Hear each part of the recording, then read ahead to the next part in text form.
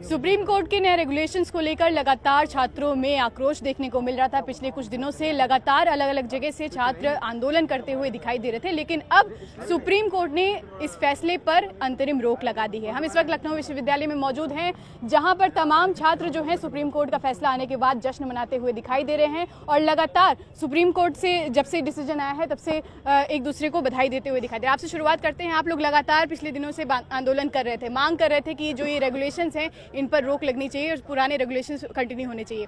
अब आप क्या कहना चाहेंगे कि अब अंतरिम रोक लग गई? देखिए, हम सर्वप्रथम बधाई देते हैं छात्रों को और उनका धन्यवाद देते हैं कि वो यहाँ पे निकल कर के आए, जातियों को छोड़ कर के आए और यहाँ पे दल की नहीं दिल की बात कहने के लिए आए। सब लोग वहाँ पे पहुँचे थे और इसके बाद में हम लोगों ने लगातार मेहनत की, सभी छात्र समुदाय ने मेहनत की, पूरे देश में इसके प्रति आक्रोश और आंदोलन हुआ।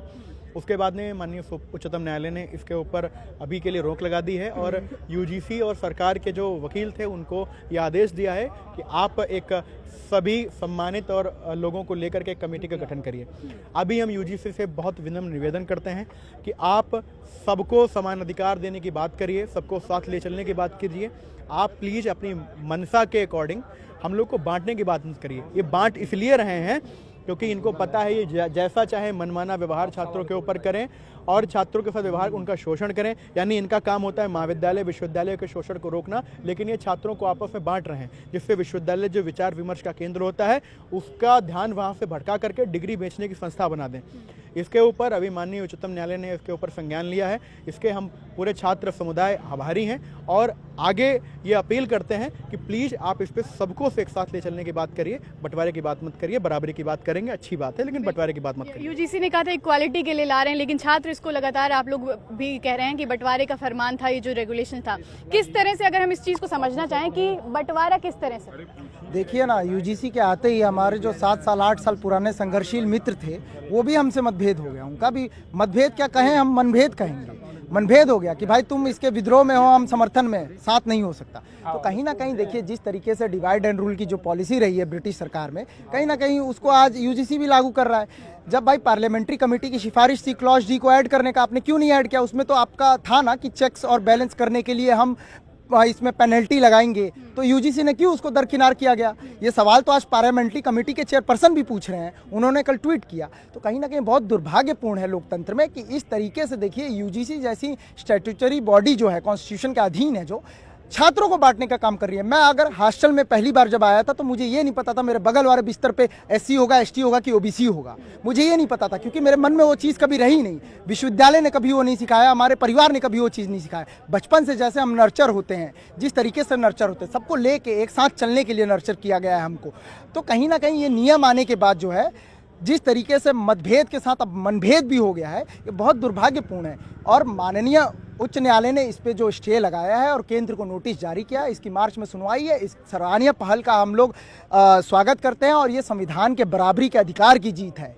ये खाली हमारी जीत नहीं है, संविधान के बराबरी के अधिकार की जीत है। हम लोग संविधान मानने वाले लोग हैं, हम उसी बराबरी की तो मांग कर रहे थे। हमने गलत क्या मांग किया? भाई आप एसटी, एसटी, ओबीसी और तमाम समुदायों को एक रख रहे हैं और जनरल छात्र को एक क्यों? हमारे साथ डिस्क्रिमिनेशन नहीं हो सकता? इकोनॉमिकली डिस्क्रिमिनेशन होता है, रीजनल डिस्क्रिमिनेशन होता है, तमाम तरीके के डिस्क्रिमिनेशन की कोई परिभाषा नहीं होती है पहले, वो कभी भी किसी भी वक्त हो सकता है। जिस तरीके से इसको एक डेरोगेटरी रिमार्क के तौर पर हमारे खिलाफ यूज़ किया जा रहा है, बहुत दुर्भाग्यपूर्ण है। और माननीय न्यायालय ने इस पर सुनवाई दिया है। हम लोग अपनी लड़ाई जो है अनवरत जारी रखेंगे। कैंपेन और तमाम चीजें, पैम्पलेट और मीडिया से संवाद हम लोग करते रहेंगे जब तक इसका पूर्ण रूप से फैसला नहीं आता। संशोधन होगा कि नहीं होगा, ये या तो ये वापस होगा कि नहीं होगा, और उसके बाद हम लोग अपना आक्रामक रूप देखेंगे। इन्होंने कहा कि मनभेद पैदा हुआ है। आप लोगों ने ऐसा कुछ एक्सपीरियंस किया कि आपके ग्रुप में जो व्यूज हैं वो डिवाइड हुए?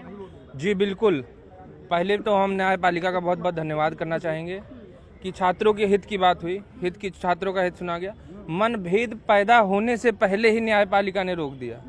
मनभेद कल को मान लीजिए हम बैठे हैं क्लास में और किसी भी बात पर अगर छोटी मोटी कहा सुनी हो जाती है, वो जाके अगर कंप्लेन कर देता है तो हम किसको सफाई देते घूमेंगे कि मुद्दा ये नहीं ये था? हम कहाँ कहाँ एक्सप्लेनेशन देते घूमेंगे? हमारी सुनवाई हुई। मनभेद यहाँ विश्वविद्यालय को जिस स्तर पे बांटा जा रहा है, जातिवाद, देखिए यहाँ एससी, एसटी, ओबीसी, हिंदू, मुस्लिम, सिख, ईसाई, महिला, पुरुष, अन्य वर्ग के सभी लोग पढ़ने आते हैं। यहाँ ये तो है नहीं कि एससी, एसटी का विश्वविद्यालय है या जनरल का विश्वविद्यालय है, ओबीसी का विश्वविद्यालय है। अगर आप उस स्तर पे बांटिए तो नहीं होगा मनभेद, नहीं होगा, कोई आपको यूजीसी की जरूरत ही नहीं पड़ेगी। आप बच्चों के कोई किसी से पूछकर मित्रता नहीं करता है, कोई किसी से पूछकर चाय नहीं लेता है कि भैया हम आपसे चाय ले रहे हैं कैंटीन में, आप एससी हो, एसटी हो, ओबीसी हो कि जनरल हो। क्या हर चीज पूछ के की जाएगी? प्रोफेसर हम पूछ के चुनेंगे कि आप एससी प्रोफेसर हो कि जनरल प्रोफेसर हो? हम किस चीज को चुनेंगे, कैसे चुनेंगे ये बताइए? अगर हम यही चीज पूछेंगे तो सामने वाला उस बात पे भी ऑफेंड हो जाएगा कि ये बताइए हमारी जात पूछ रहे हैं। जात वाला मामला तो आज से नहीं, आजादी से चला आ रहा है कि हमारी जात पूछ रहे हैं। अगर हम जात पूछ के हर चीज करेंगे तो फिर जात के हम नहीं पूछ सकते, तो फिर हम उस चीज की सजा क्यों भोगे? हम उस चीज की सजा क्यों भोगे जब हम पूछ के नहीं कुछ कर सकते? या तो हमें हक दिया जाए। ठीक है, आपसे आपस में सब लोग रहते हैं, हंसी मजाक भी होता है। ऐसे में ये चीज़ क्लियर नहीं थी कि अगर कोई झूठा इल्ज़ाम लगाता है, फॉल्स एलिगेशन लगाता है, तब उस पर क्या फैसला लिया जाएगा? आप लोग क्या कहना चाहेंगे कि किस तरह से ये झूठे इल्ज़ाम पे तो है, ये जो यूजीसी की गाइडलाइन आया है इसमें स्पष्ट कर दिया उन्होंने कि ये वो गाइडलाइन है जिसके माध्यम से एक निर्दोष को ये साबित करना है कि वो निर्दोष है। उसके लिए वो दर दर जाए, भटके, अपना मत्था फोड़े। मेरी समझ में ये नहीं आ रहा है, हम सब छात्रों की पहले से इतने प्रावधान हैं समानता को लेके, अगर कोई ऐसा होता है उसके लिए SC ST है तो इसको लाने की ज़रूरत क्या थी? दूसरी बात तो ये सवाल ये उठता है कि ये हवा आई किस इशारे पे, चिराग किसके बुझे, ये सवाल थोड़ी है। सवाल ये है कि ये हवा आई किस इशारे पे, चिराग किसके बुझे, ये सवाल थोड़ी है। तो ये यूजीसी एक वैधानिक निकाय है जो शिक्षा के उत्थान के लिए स्वतंत्र है। कहीं न कहीं इस पे वर्तमान सत्ता का प्रभाव देखने को मिल रहा है। तो मैं वर्तमान सत्ता से ये कहना चाहता हूँ कि आप कहते हैं सबका साथ सबका विकास, और भारतीय जनता पार्टी को लोग कहते हैं कि भाई सवर्णों की पार्टी है। सबसे ज्यादा सवर्णों का शोषण करने वाली पार्टी व्यक्तिगत रूप से भारतीय जनता पार्टी है। मैं खुले शब्दों में कह देना चाहता हूँ। और सबसे पहले तो सुप्रीम कोर्ट के फैसले का हम लोग इसलिए धन्यवाद कर रहे हैं कि देश में जो संभावना थी कि 302, 307 के मामले बढ़ेंगे, उस पर रोक लगी है। सुप्रीम कोर्ट ने इस मामले पर रोक लगाई है। और यूजीसी जो एक समाज को अपराधी मानकर ये कानून लेकर आई थी, स्वर्ण समाज के लड़कों को कलम हटाकर हथियार थमाना चाह रही थी, उस पर रोक लगी है। इसके लिए हम लोग सुप्रीम कोर्ट का धन्यवाद दे रहे हैं। ठीक है, क्या कहना चाहेंगे? देखिए, जिस हिसाब से गाइडलाइन आई, सबसे ज्यादा इसका इफेक्ट मतलब जो दिखने को मिला और सबसे ज्यादा विरोध जो किया छात्रों ने किया। तो मैं कह दूं, छात्र तो कभी बटा ही नहीं था, छात्र हमेशा से एक था। हम लखनऊ विश्वविद्यालय में, हम लोग और भी देश के कई सारे विश्वविद्यालय देखे हुए हैं, तो विश्वविद्यालय में छात्र हमेशा एक रहते थे। लेकिन छात्रों से हमेशा डर होता सरकार को, क्योंकि सरकार कुछ गलत करती है तो सबसे पहले ही छात्र सरकार के सामने आंखों में आंखें डाल के बात करते हैं और सरकार को समय आने पर गिराने का भी कार्य करते हैं। अगर सरकार राजतिलक लगाते हैं तो उनको सत्ता से उखाड़ने की भी हैसियत रखते हैं। तो जिस प्रकार से आपने देखा कि इन्होंने यूजीसी कानून लाया, यूजीसी में कई सारे क्लॉज क्लियर नहीं थे और इसको पढ़ने की भी जरूरत है। और छात्रों को जो सबसे ज्यादा खतरा रहा है हमेशा, तो छात्रों को रहा है खतरा एडमिनिस्ट्रेशन से, यूनिवर्सिटी एडमिनिस्ट्रेशन से। आज हम लोग छात्रों की सबसे ज्यादा आवाज उठाते हैं। यहाँ पे छात्र संघ नहीं है, यहाँ पे सबसे ज्यादा आवाज को किसी को दबाने का कार्य करता है तो यूनिवर्सिटी एडमिनिस्ट्रेशन छात्रों की आवाज दबाता है। उसमें कोई धर्म जाति नहीं देखता है, वो लगातार दबाते हैं। वो हम लोग पे FIR से लेकर मुकदमे हर चीज का प्रयास करते हैं। इन छात्रों को दबाया जाता है। देखिए आप कितने मासूम से छात्र हैं, लेकिन यह है कि हम अपने अधिकार के लिए लड़ने के लिए हमेशा सक्षम हैं, चाहे वो यूनिवर्सिटी हो चाहे सरकार हो। जो मामले आए, जो जिसपे ये कानून आया, ये बात सही है कि 118% जातिगत हिंसाएं और भेदभाव बढ़ा है इंस्टीट्यूट्स में।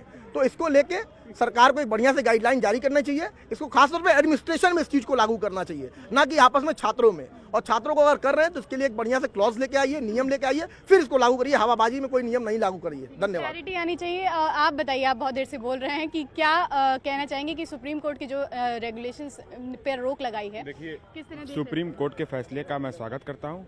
आदरणीय अखिलेश जी ने कहा कि जो दोषी है वो बचे ना, निर्दोष को सजा ना मिले। सबसे पहली बात ये कि विश्वविद्यालय में जो सबसे जरूरी है वो ये जरूरी है कि छात्र संघ चुनाव होना चाहिए। छात्र संघ चुनाव जब होगा तो छात्रों को कोई समस्या नहीं होगी।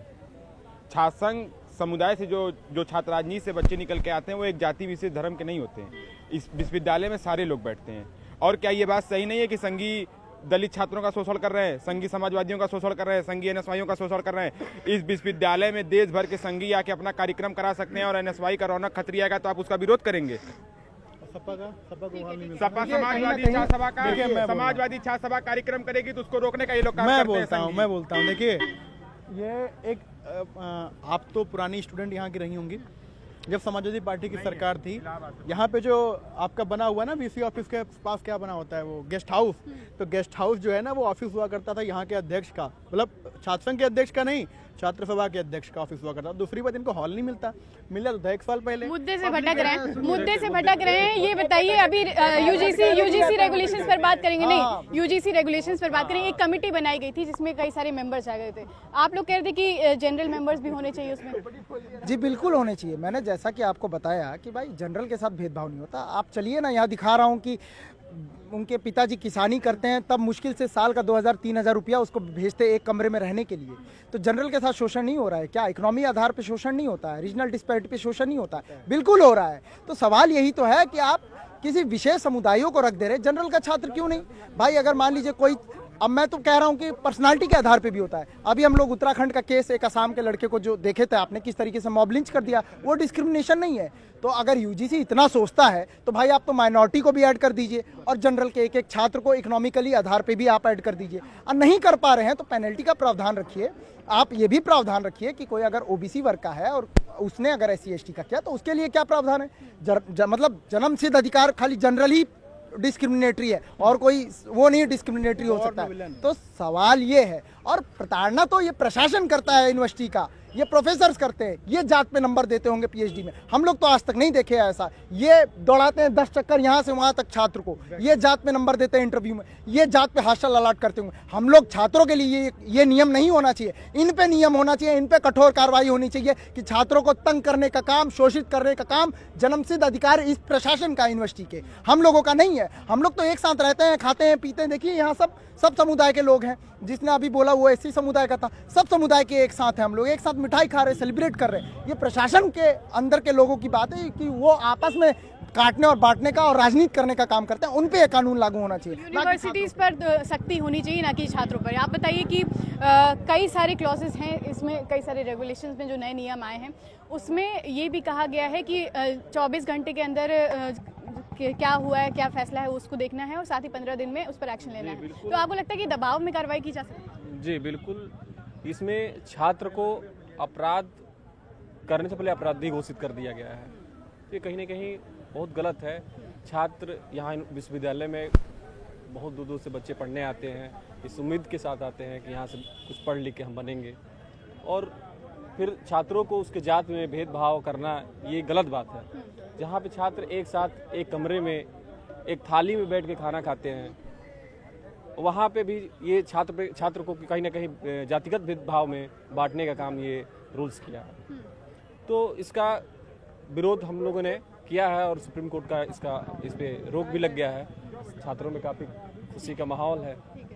SC/ST एक्ट पहले से था, तो छात्र कह रहे थे कि अब इसकी ज़रूरत क्या है, रेगुलेशंस में क्या चेंजेस करने की ज़रूरत है, जबकि यूनिवर्सिटी में सभी छात्र एक साथ पढ़ते हैं। तो ऐसे में आपका क्या व्यू पॉइंट? SC/ST एक्ट पहले से था, ये आप सही कह रही है, लेकिन उस पर इनकी दाल जो है अभी तक दाल रोटी जो चल रही थी, अब वो उससे भी बड़ा काम करने की ज़रूरत थी ना इन लोगों की।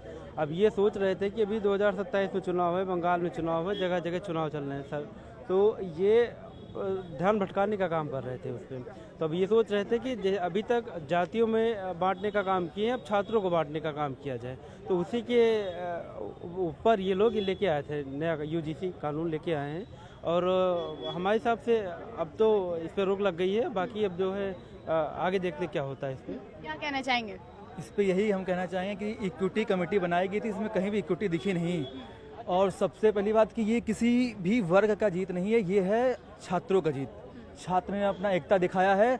2 दिन पहले हम लोग गेट नंबर 1 पे विश्वविद्यालय के जो छात्र हैं उन्होंने धरना दिया था और यहाँ पे हम लोग को जीत मिली। तो छात्र एकता दिखी, और हम खुद OBC वर्ग से आते हैं। हम विश्वविद्यालय में ये कभी नहीं देखे, ना हमारे ST/SC भाई कभी देखे कि किसी भी कोई जनरल भाई हमारे साथ कोई भेदभाव करता है। हम लोग साथ में कैंटीन जाते हैं, साथ में बैठते हैं, साथ में उठते हैं। तो लेकिन ये अगर बिल आ रहा है तो इससे ज़रूर असमानता फैलने का डर था। तो इससे धाराएं भी लगती, जो गलत अपराध भी होते और कार्रवाई होती नहीं, क्योंकि जनरल वाले इसमें अगर निर्दोष भी होते तब भी उनका कोई साथ रहता नहीं, जो कि गाइडलाइंस में साफ साफ दिखाया गया था। तो सरकार, जो सुप्रीम कोर्ट ने इस पर स्टे लगा दिया है, उसका बहुत बहुत मैं धन्यवाद करता हूँ, समर्थन करता हूँ।